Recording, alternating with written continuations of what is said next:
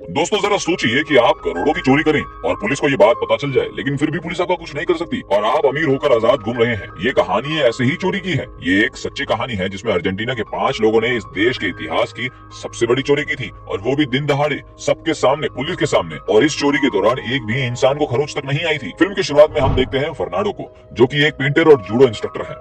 हालांकि वो अपने रूटीन लाइफ से बोर हो चुका है। एक रात जब फर्नांडो अपना काम खत्म करके घर लौट रहा था तो वो जॉइंट पीने के लिए रुकता है, लेकिन तभी एक कार पानी उड़ाकर उसके जॉइंट को बुझा देती है। वो जॉइंट को बहते हुए पानी में फेंक देता है तो उसका जॉइंट पानी के साथ आहिस्ता आहिस्ता आगे बढ़कर नजदीक के गटर में गिर जाता है। फर्नांडो उसका पीछा करता है और देखता है कि ये गटर बैंक ऑफ रियो के सामने है, और वो गटर का पीछा करते हुए एक पुल के पास पहुंचता है जहां नाला खत्म हो जाता है। फिर फर्नांडो नाले के बड़े से पाइप में जाता है और अचानक उसके दिमाग में एक खतरनाक आइडिया आता है। अगले दिन फर्नांडो अपने सिविल इंजीनियर दोस्त सेबेस्टियन से मिलने के लिए जाता है और उसे बैंक ऑफ रियो में लूट करने के अपने आइडिया के बारे में बताता है। सेबेस्टियन को भी पैसों की बहुत जरूरत थी, इसलिए वो फर्नांडो का आइडिया पर काम करने के लिए तैयार हो जाता है। लेकिन उसका मानना है कि बैंक रॉबरी को अंजाम देने के लिए उसे गाड़ियां, कई सारे इक्विपमेंट्स और काफी पैसों की जरूरत होगी। इसीलिए फर्नांडो एक ऐसे आदमी की तलाश करना शुरू करता है जो बैंक रॉबरी के इस प्लान को फाइनेंस कर सके। फर्नांडो का एक और दोस्त देवा जो उसे फाइनेंस के लिए मारियो के पास भेजता है। मारियो जो कि छोटी मोटी चोरी करने में उस्ताद है। अगले दिन फर्नांडो मारियो से मिलता है और उसे अपने प्लान के बारे में बताता है। प्लान सुनने के बाद मारियो थोड़ा सा कंफ्यूज होता है। तभी फर्नांडो उसे कहता है कि अगर ये प्लान सक्सेस हो गया तो फिर उसे कभी चोरी करने की जरूरत ही नहीं पड़ेगी। ये सुनकर मारियो भी इसके प्लान में शामिल हो जाता है। फिर फर्नांडो और मारियो लोकेशन पर जाते हैं। फर्नांडो बैंक ऑफ रियो के सामने वाले गटर में एक मेजरमेंट टेप डालता है, जिसके बाद वो दोनों नाले के अंदर जाकर टेप का निचला हिस्सा देखते हैं। कुछ गिनती के बाद फर्नांडो बताता है कि वो करोड़पति बनने से सिर्फ 18 मीटर दूर है। लेकिन मारियो को बारिश की फिक्र रहती है, अगर बारिश आ गई तो वो लोग फंस जाएंगे। लेकिन फर्नांडो कहता है कि वो लोग उस दिन चोरी करेंगे जिस दिन मौसम बिल्कुल साफ होगा। मारियो को भी उसका प्लान बहुत पसंद आता है। अगले सीन में हम देखते हैं कि फर्नांडो, मारियो और देवाजो बैंक रॉबरी को प्लानिंग करने के लिए एक मीटिंग करते हैं। वो बैंक में सुरंग खोदने की योजना बना रहे हैं, लेकिन बैंक के सभी कमरों में मोशन सेंसर है। फर्नांडो कहता है कि मोशन सेंसर कभी भी मूवमेंट को ट्रैक नहीं करते, वो सिर्फ तुम्हारे टेम्परेचर को चेंज होते हुए नोटिस करते हैं। इसीलिए वो स्लीपिंग बैग से एक सूट बनाते हैं जिससे वो अपने शरीर का टेम्परेचर मोशन सेंसर से बता सकते हैं। अब उनके सामने सिर्फ एक प्रॉब्लम थी, और वो ये कि फर्नांडो ये नहीं जानता था कि बैंक की तिजोरी को कैसे खोला जाए। इसीलिए वो अगले दिन बैंक के आसपास के इलाकों में छानबीन करते हैं। सेबेस्टियन के साथ बैंक में जाने से पहले फर्नांडो बैंक के आसपास की तस्वीरें लेता है। सेबेस्टियन बैंक के स्टाफ से अकाउंट ओपन करवाने के बारे में पूछता है, जबकि फर्नांडो बैंक के अंदर तस्वीरें लेने लगता है। लेकिन तभी वहां पर एक सिक्योरिटी गार्ड आ जाता है और उसे ऐसा करते हुए देख लेता है और उसे पूछताछ करने के लिए उसे बेसमेंट में लेकर जाता है। लेकिन ये सब फर्नांडो की प्लानिंग का हिस्सा ही था, क्योंकि उसे सेफ्टी डिपॉजिट वॉल को नजदीक से देखना था। सिक्योरिटी गार्ड्स फर्नांडो के हर सामान की जांच करते हैं, लेकिन उन्हें कुछ भी नहीं मिलता। इसीलिए फर्नांडो को वहां से जाने दिया जाता है। बाद में पता चलता है कि फर्नांडो ने कैमरे में से मेमोरी कार्ड ही निकाल दिया था। फिर फर्नांडो और सेबेस्टियन तस्वीरें और उन्होंने जो कुछ देखा उसे याद करके बैंक का पूरा प्लान बनाते हैं। फर्नांडो उस कमरे से घुसने का प्लान बनाता है जिसमें उसको रखा गया था। अब उन्हें बस बैंक और नाले के बीच का फासला पता लगाना था। इसीलिए वो गटर के ढक्कन और बैंक का अंतर नापने के लिए साइकिल का इस्तेमाल करते हैं। टायर पर मार्क करके टायर कितनी बार घुमा इसकी गिनती करके उन्हें ये पता चल जाता है। अगले दिन फर्नांडो अपनी ज्योमेट्री नॉलेज का उपयोग करके उस एंगल का पता लगाता है जहां से उसे सुरंग खोदनी होगी।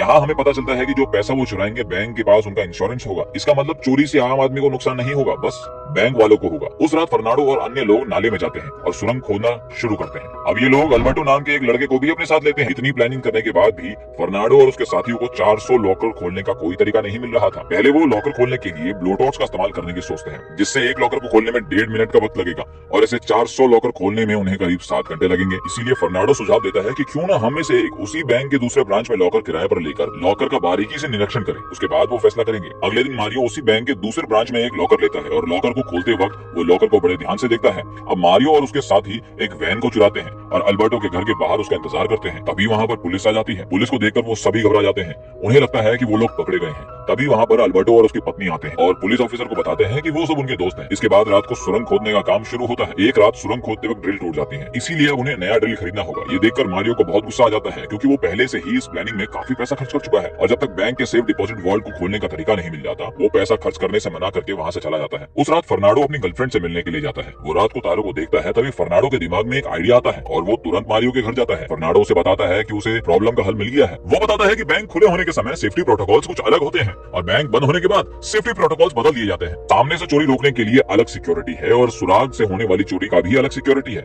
लेकिन जब ये दोनों चोरी एक साथ हो जाए तो उसे रोकने का कोई उपाय नहीं है। फर्नांडो कहता है कि वो बैंक के वर्किंग टाइम के दौरान मेन गेट से एंटर होंगे, क्योंकि उस वक्त सेफ डिपॉजिट के वॉल्ट भी खुले होंगे, और वो भी बिना किसी अलार्म और मोशन सेंसर के। पुलिस को ऐसा लगेगा कि वो छोटे मोटे चोर हैं और सिर्फ कैश लूटने आए हैं। फर्नांडो इस तरीके से प्लान बताता है ताकि सबको यही लगे कि लुटेरे मेन गेट से ही वापस लौटेंगे, और इससे पुलिस को शक भी नहीं होगा कि ये लोग सुरंग के रास्ते भाग जाएंगे। फर्नांडो का आइडिया सुनकर मारियो बेहद खुश होता है। अब बैंक रॉबरी का दिन आता है। गैंग के सभी मेंबर्स अपनी उंगलियों पर ग्लू लगाते हैं ताकि उनके फिंगरप्रिंट छिपाए जा सके। सेबास्टियन नाले के रास्ते अपना काम करने के लिए अंदर जाता है, जबकि फर्नांडो और बाकी मेंबर्स बैंक के अंदर आ जाते हैं और अपने अपने मास्क पहन लेते हैं। मारियो और देबाजो अपनी गन निकालकर फर्स्ट फ्लोर पर जाते हैं। वहीं फर्नांडो और अल्बर्टो ग्राउंड फ्लोर पर सबको अपनी गन पॉइंट पर ले लेते हैं। वो बैंक कर्मचारियों को फ्लोर पर लेटने का ऑर्डर देते हैं। वहीं एक सिक्योरिटी गार्ड सीसीटीवी रूम में पुलिस को अलर्ट करता है, लेकिन वहां पर फर्नांडो सीसीटीवी रूम में से हो रहे कम्युनिकेशन को सुन रहा था। बैंक में मारियो कैशियर को ऑर्डर देता है कि वो सारे के सारे पैसे बैंक में डाल दे। वहीं अल्बर्टो जाकर पार्किंग का गेट लॉक करता है। कुछ ही देर में पुलिस बैंक के बाहर होती है। पुलिस को देखते ही फर्नांडो एक सिविलियन को गन पॉइंट पर लेकर पुलिस को धमकी देता है कि अगर पुलिस ने बैंक में घुसने की कोशिश की तो वो उसे मार देगा। इसके बाद फर्नांडो बैंक में वापस आता है और अपने साथियों को बताता है कि लूट का पहला फेज समाप्त हो चुका है। अब फेज 2 में मारियो एक औरत को गन पॉइंट पर लेकर सीसीटीवी गार्ड को सरेंडर करने के लिए कहता है। मारियो उस गार्ड की गन और मोबाइल लेकर उसे बाहर भेज देता है। इसके बाद फेज 3 में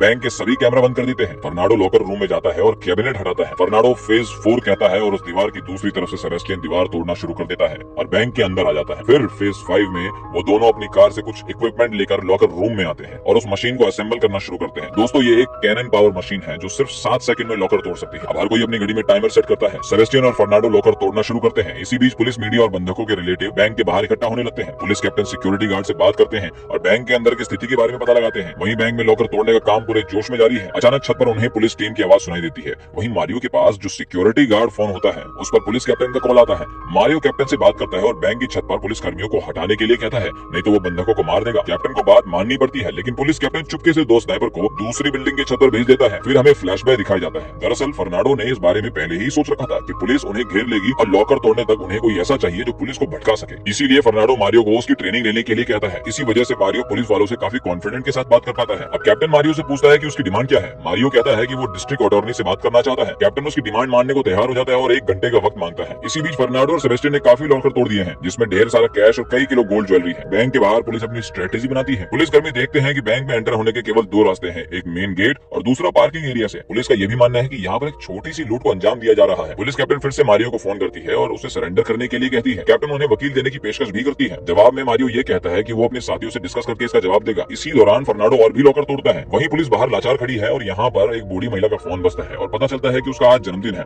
मारियो उस महिला को विश करता है। वहीं देबाजो उसके लिए चॉकलेट लेकर आता है। पुलिस उन्हें बर्थडे सेलिब्रेट करते हुए देखती है और मारियो उस महिला को गिफ्ट के रूप में आजाद कर देता है। मारियो खिड़की के सामने आकर पुलिस कैप्टन को फोन करता है और कहता है कि उसने अपने जीवन के 15 साल जेल में बिताए हैं और वो तभी सरेंडर करेगा जब उसे आश्वासन दिया जाएगा कि उसे कम से कम सजा होगी। कैप्टन इस बात से मान जाता है और स्नाइपर्स को पीछे हटने का आदेश देता है। मारियो खिड़की से दूर हो जाता है और कहता है कि वो सिर्फ ये चेक कर रहा था कि पुलिस गोली चलाती है या नहीं। तभी वहाँ पर डिस्ट्रिक्ट अटॉर्नी आता है, लेकिन मारियो बटोनी को गाली देता है और उसकी जगह वो अपने वकील से बात करने के लिए कहता है। जब कैप्टन उसके वकील का नंबर मांगता है तो मारियो उसे किसी हॉस्टेज का नंबर दे देता है और वो फोन उठाकर अपनी आवाज बदलकर नकली वकील के रूप में बात करता है और इस तरह वो अपने साथियों के लिए काफी वक्त ले लेता है। अब मारियो ने सभी बंधकों को फर्स्ट फ्लोर पर बंद कर दिया है। फर्नांडो और बाकी साथी लूट का सामान लेकर वहाँ से निकलते हैं। फिर मारियो अपना फोन बंद कर देता है। इससे पुलिस कैप्टन को शक हो जाता है। तभी पुलिस कैप्टन की नजर गटर पर पड़ जाती है और सोचता है कि बैंक रॉबर्स इस रास्ते से भी भाग सकते हैं। सब मिलकर लूट का सारा सामान सुरंग के जरिए नीचे फेंकते हैं और एक बोर्ड में रखते हैं। वहीं ऊपर फर्नांडो अपने सारे हथियार वॉल्ट में रख लेता है और यहाँ पर हमें ये पता चलता है कि ये सारे हथियार नकली हैं। फर्नांडो कभी भी किसी नागरिक को चोट पहुंचाना नहीं चाहता था और पुलिस को ये बात पता चले